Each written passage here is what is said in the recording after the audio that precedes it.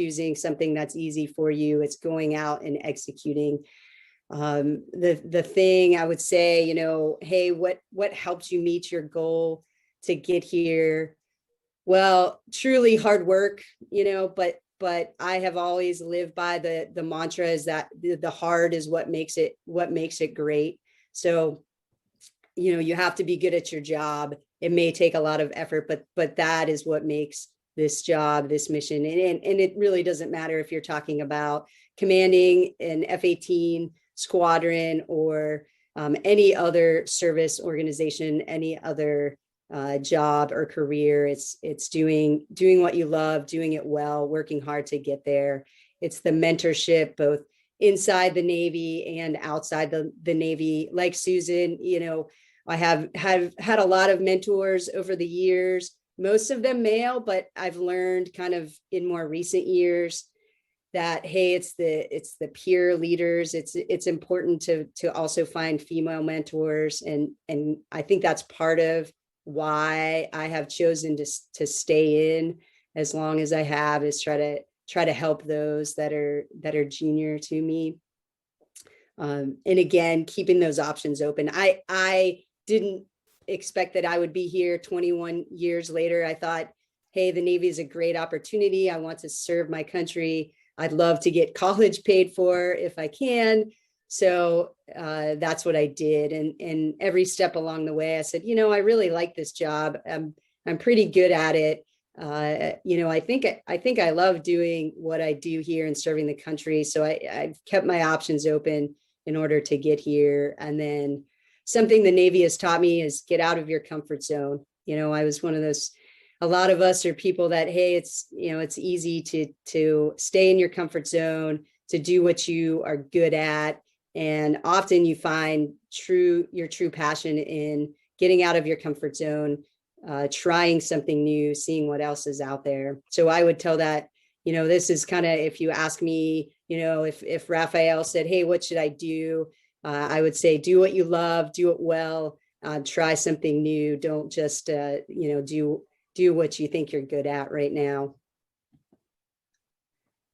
What I wanted to talk to you about, kind of my core tenets. Poor Susan's husband hears this as I check in every single new person that comes into the squadron. We sit down, and I'm sure that Susan does the same thing. Is you meet the new sailors, and that doesn't matter if it's an 18-year-old sailor checking into the squadron, someone that's been in the Navy 20 years, or the prospective executive officer checking in. I tell them, hey, there's 3 things that I want and I expect from you. And the first one is teamwork. I tell them, hey, you might be the best airplane mechanic there is, or the best pilot there is. And if you're not helping someone else get better, if you're not teaching someone else, then quite frankly, I don't want you here. It's, hey, there's no job that is an airman. So the most junior sailor in the Navy or a seaman, there's no job that's, hey, that's an airman job. If you see trash as you're walking into the squadron, you pick it up. If you see someone that looks lost and doesn't know where the bathroom is, you walk them to where the bathroom is. And it's teamwork inside the squadron and outside the squadron. The second thing I tell them, kind of what we've been saying all day, is you have to work to be an expert in your job. For me, that's tactical expertise, that's leadership expertise. For most of the sailors in the squadron that fix airplanes, that's technical expertise, that's knowing their job, that's being good at it. That requires hard work from the individual, right? But then I tell them, hey, there are a lot of us, myself included, that get paid to make sure you have the tools that you need to do that, to become the expert. No one checks in and knows, has all the qualifications, knows the job inside and out. There's always something to learn. There's always something for me to get better at, as they change the tactics constantly on me here. And so we're always working to get better, and you have to continue to learn, lifelong learning. So that's kind of the second thing. My big thing that I've talked to, various groups about is this job is only fun and rewarding if you're good at it. So be good at it. And then lastly, what I talk to folks about is you have to take care of yourself, your family, and your squatter mates, or, you know, for all of you, your coworkers, your classmates, your neighbors. But it truly does start with yourself. You know, that's mental health, that's physical health, that's emotional health. If you don't start with yourself, you won't be able to take care of your family. You won't be able to take care of your squadron. You know, I think, you know, we talked about in this environment with COVID and throughout society, you see, you know, suicide rates are up, drug, alcohol abuse, those sort of things. And so I really try to anchor down with some of these younger sailors, especially, hey, you know, there's plenty of opportunities to talk to people, to take care of yourself. You know, you have to reach out. Don't wait until it becomes a major problem. And I think that is true anywhere in any organization.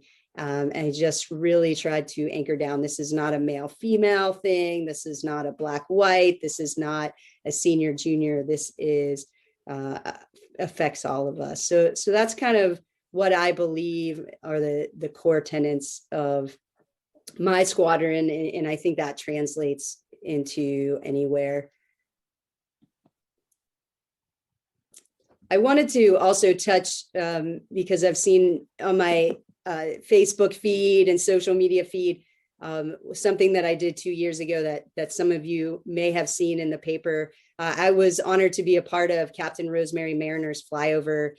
Captain Rosemary Mariner died at age 65 from cancer, and she truly was a trailblazer. She was one of the first groups of jet pilots to earn her wings of gold, the first commanding officer of a squadron, one of the first to go to sea out on aircraft carriers. And she really pushed hard throughout her time in the Navy and long after, to allow women to go out to sea to fight in combat. So I just had a couple pictures up. I wanted to show you that first. It was an all-female flyover that we did.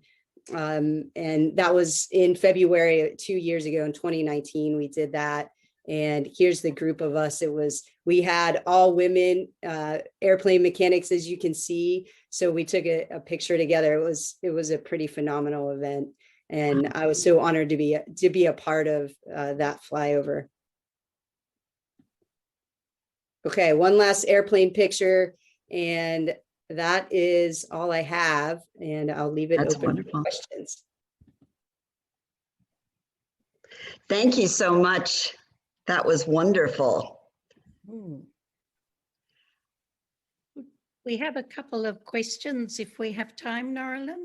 Yes, we do. One of the questions from a Cal State University student was, do you have any guidance for recent college graduates considering a career in the Navy?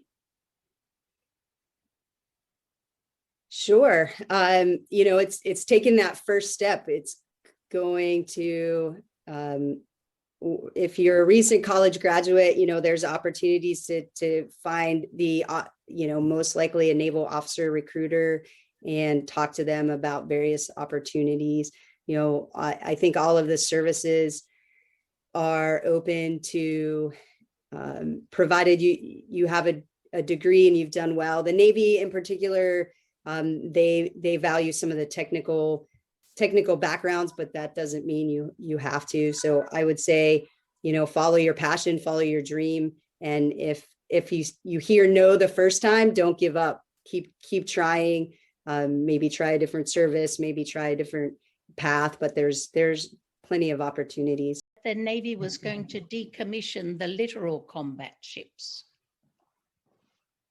Do you have any Susan? information you can share? Unmuting. Phone a friend. Yes, I think that's actually a question for me on that one. I think they're moving in that direction from some press. Right now, it's just a frozen pipeline.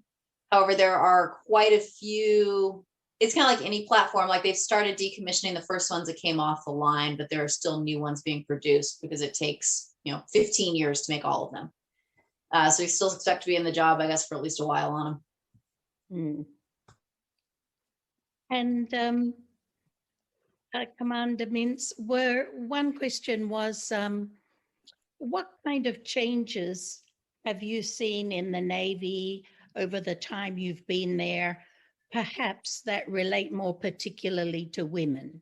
Have you noticed any changes?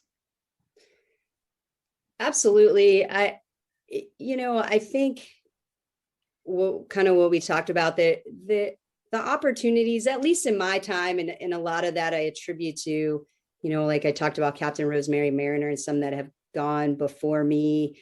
That I think it's just more commonplace to see. I mean, if you just look at,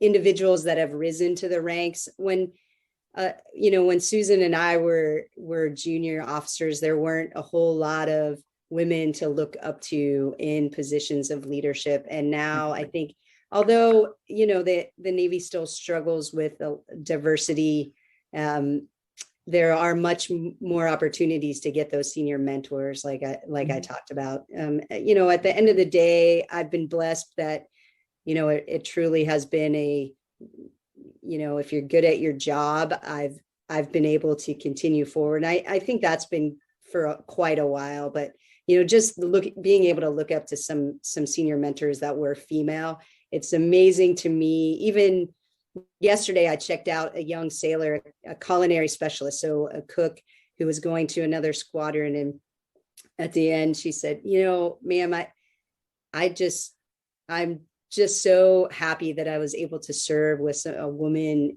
as my commanding officer. And everyone's always excited, when I hear that. And I'm sure, my experiences aren't unique. You go on board aircraft carriers, and some of these young sailors will come out of the woodworks and they'll say, "Oh my gosh, a woman commanding officer, that's so cool." So that's been fun for me.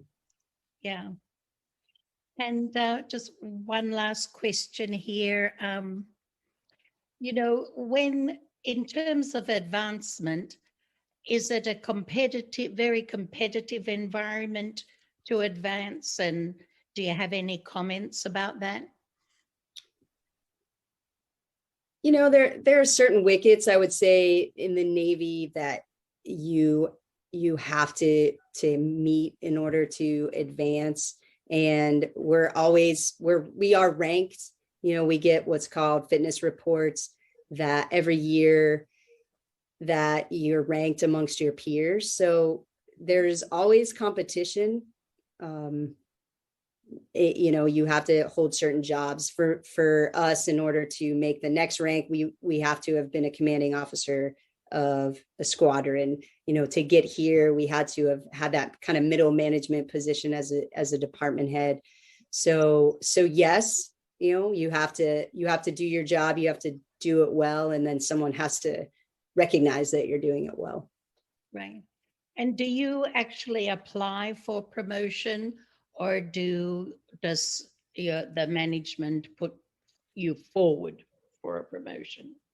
So the promotions are what we call statutory promotions. So it's based off of the number of years that you have in. So you get looked at for that next rank.